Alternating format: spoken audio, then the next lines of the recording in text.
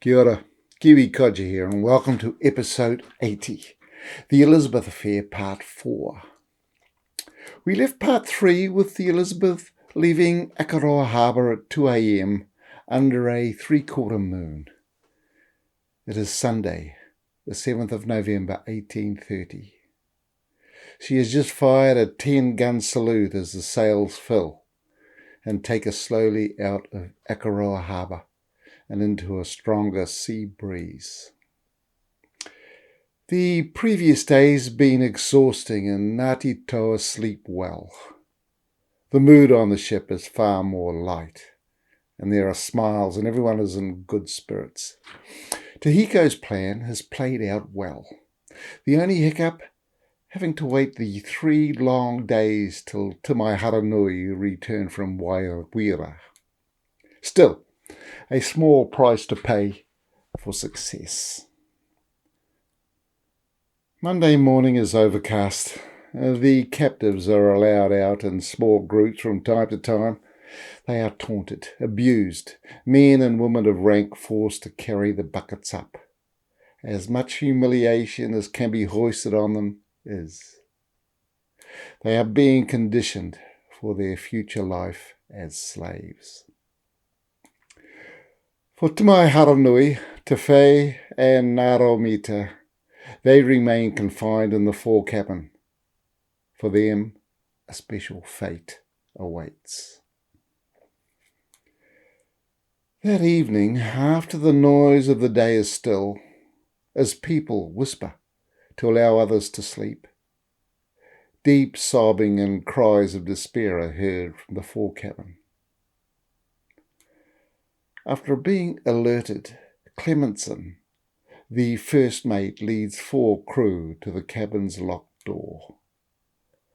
They open it, their lanterns casting light upon the scene of Te Mai Haranui, his daughter lying across his lap, his wife tearing at her face, her nails drawing blood, her sobbing convulsive. Clementson pulls Te Whai away. Te Mai Haranui looks up into his eyes, tears flowing. Clementson checks the limp body of Ngāromita. It is cool and lifeless. Her parents have strangled her. Stewart and Cowell are sent for. They come with Te Rauparaha and Tahiko. Tahiko is angry. He had plans for Ngāromita. Te Rauparaha admires Te Mai Haranui's decision. Clementson carries the body past the staring eyes of those awake. No one says anything. Up on deck, he is followed to the side by others. He turns, inviting anyone to say something or remain quiet. He turns back to the dark sea and rolls Ngāromita's body out into the emptiness. There is the splash, and that's it. Everyone feels something is missing, but they all go back to their evening. Under instructions from Stewart, Clementson returns and puts Te Whai in irons. The night resumes its normal rhythm. The rest of the journey is brutal for the captives, but quite pleasant for the rest. It is an hour after dawn, Thursday, 11th of November. From Rangatira Point, the Elizabeth is spotted tacking up the coast. Captain Briggs on the Dragon is informed. It's 10 a.m. Briggs comes on deck and sees the Elizabeth in full sail in the slight breeze. She's been gone 13 days. She comes to anchor in her previous position at around 11 a.m. It's obviously been a successful trip, with muskets being discharged by those on board and answered by those ashore. Canoes go out to the Elizabeth. the baskets with their fleshy content lowered down to the waiting craft. The booty of heads, greenstone, weapons and souvenirs fill a wakatoa. Briggs has his skiff lowered, the boredom of waiting at Waiorua now broken. He is curious to see what happens. To witness such an event is rare. He rows with 3 others to the shore. The naked captives are summoned from the tiller room, brought on deck, and await the wakatoa that pushes off from Waiorua Bay. The men, women and children are stoic, their fate unknown. Is it the ovens or slavery? They are resigned to either. They climb down to the wakatoa and under constant jeering and insults are taken to the beach at Waiorua. For some reason unknown to history, Peri, to my Haranui's nephew, is allowed to remain at large on the Elizabeth. To my Haranui and to Faye his wife remain locked in the fore cabin, now under the protection of Stewart. They are Stewart's guarantee of the flax fibre promised. The wakatoa with the captives arrive at Waiorua Beach. Briggs is awaiting them and sees them herded to a section where they are arranged and forced to squat. If a captive escapes early and returns to their people, then they are welcomed, but after a certain time the stigma of being a slave is embedded, and escape and return is no longer attempted. Māori know the price of losing, and the tikanga surrounding it. They know what to expect. There are no surprises. It is, after all, similar to what they would do to their enemies. The allotment of slaves was a major discussion point between Te Hiko and Te Rauparaha on the trip back. Their decision, although it will be accepted by the hapu, must have good logic and tikanga around it. Otherwise there will be squabbling and resentment. It's time for the celebratory haka, the famous Kamate Kaora haka of Ngāti Toa. The warriors assemble according to rank. The captives will be the target for the haka. Te Hiko will lead it. Many of the warriors have an enemy head in their hand, dangling by the hair, and the other a bayoneted musket. From the middle of the assembled warriors, Te Hiko's young voice cries out the challenge. As the others take their pose, the massive figure of Te Hiko straightens above them. His mere vibrating and pointing at the Elizabeth, he hopes Te Mai Haranui hears his challenge.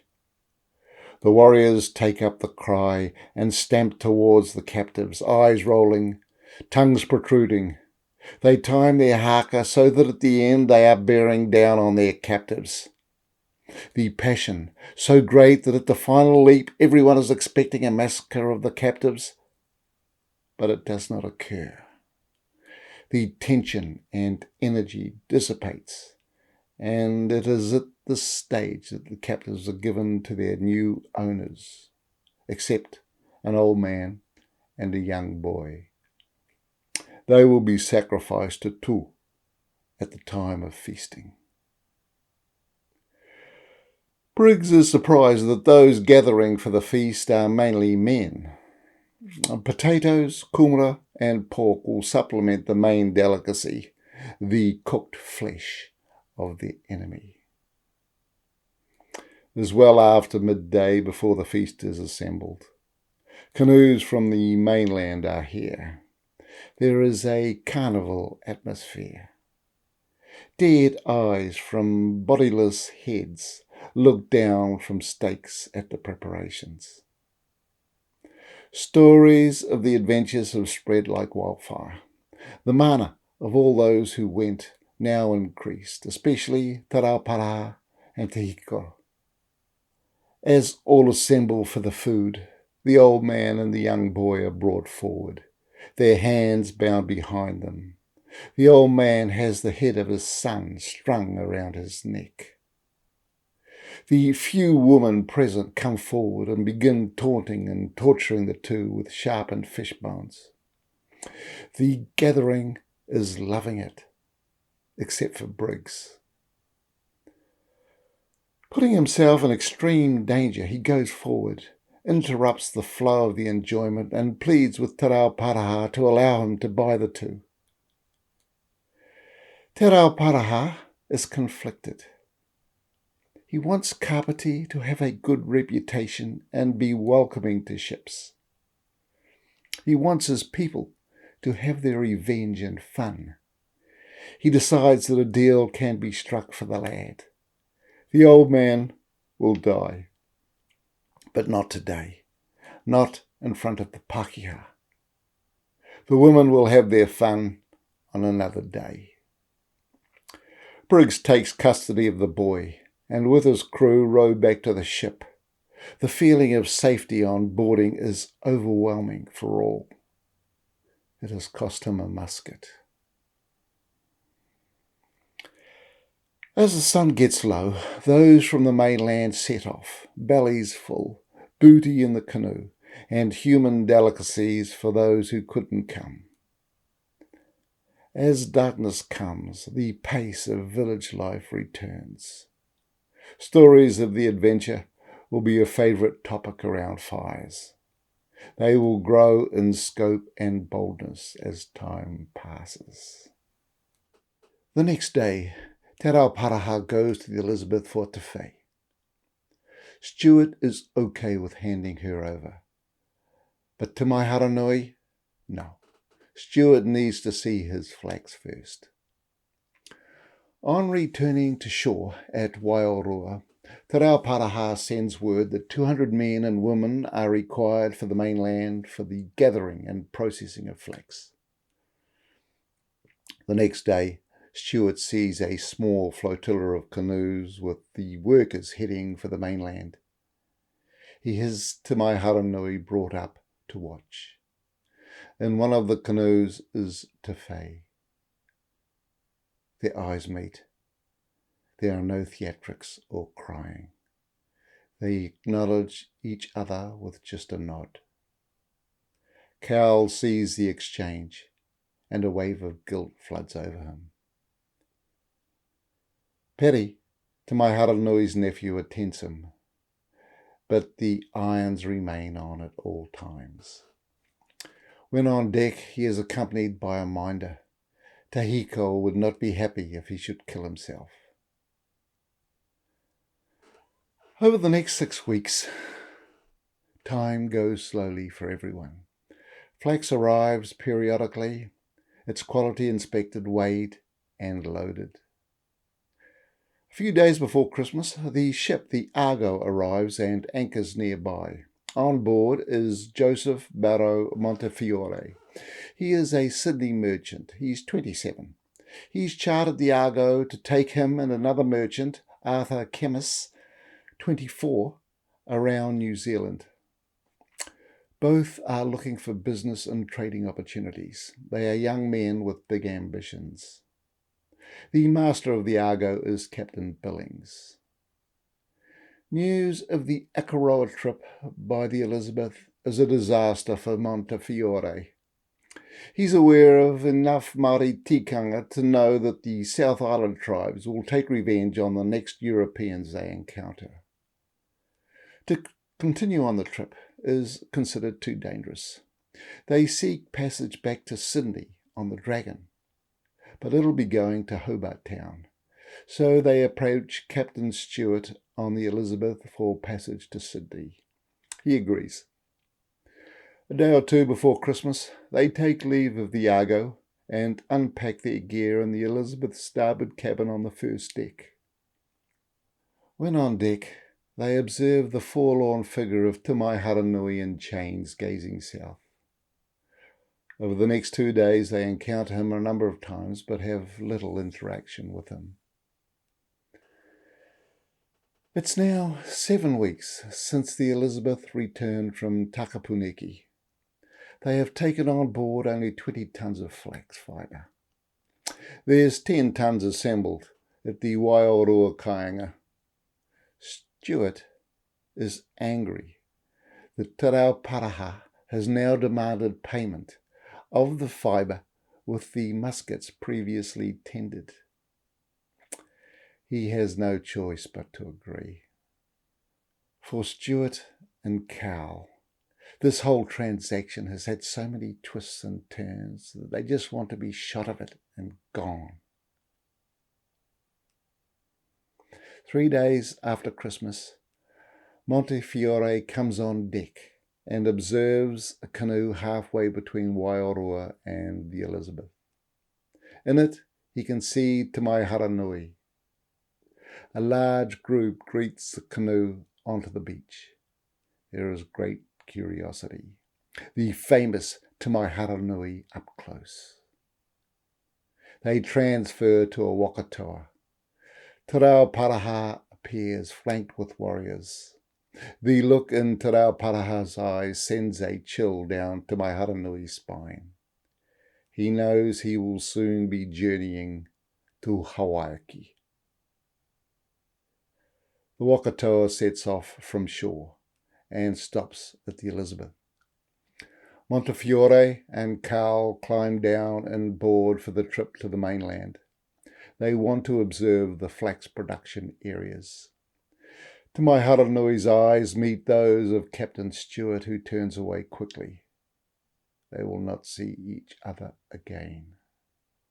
The conch shell sounds as the paddlers build up their rhythm. In the 1.5-hour trip, little is said. Cowell and Montefiore overnight at Te Reo Paraha's camp at Otaki. Te Mai Haranui is nowhere to be seen. In the morning, they walk 7 kilometres to Waikawa, the camp of Tehiko and his mother, Tiaia. Around midday, a canoe arrives at Waikawa with Te Mai Haranui in it. It appears that he has been paraded around the kainga to the south, the mocking and jeering by the greeting party at the Waikawa mouth is a scene repeated many times this morning. When Te Mai Haranui sees Tehiko, his mother Tiaia, he knows this will be his last stop. Tehiko is in no hurry. He will wait till the Pakeha return to Kapiti before he, his mother, and his hapu have their revenge. Mid-afternoon, those that are over from Kapiti board a large canoe. Cowell and Montefiore join them. They push off and leave Te Mai Haranui to his fate. It is 2 days later that stories of Te Mai Haranui's death reach the Elizabeth. It seems that Te Mai Haranui is tied to a fence, arms outstretched. A knife, some say a sharp poker, is left in a fire till red hot, then slowly pushed into the neck by Tiaia. The initial scream slowly extinguishes, severs and blocks his windpipe. Tiaia drinks the blood that squirts from his neck. Tehiko steps forward and looks into the bulging eyes of Te Mai Haranui. Then with brutal force gouges out one and swallows it, then the other. Those watching let out a roar of approval. Now blood no longer pulsates. The head of Te Mai Haranui slumps onto his chest. It is over. His long journey to death now done. He joins his wife, Te Whai, and daughter, Naromita, on their journey to Hawaii. For Tehiko and Tiaia, there is just the overseeing of the cooking of the body, the preparation of the head, and the list of who will get the various parts of the body. It's a matter of some import. On the last day of 1830, the Dragon, under Captain Briggs, cut their losses, weigh anchor, and set sail for Hobart Town. The next day, Captain Stewart takes on the last of the flax, prepares for sail, and in the afternoon weighs anchor and sets course for Sydney. For the first time in 5 months, there are no ships at Waiorua Bay. But they will come. The profit from flax, too great to ignore.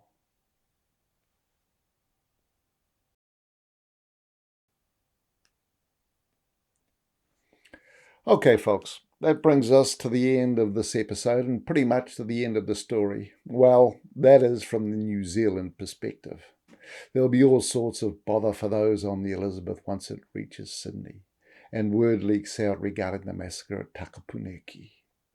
I shall touch on this as well as discuss items in the historical record that had me scratching my head. But that'll be for a live stream I'll do in the future. If you enjoyed this video, hit the like button.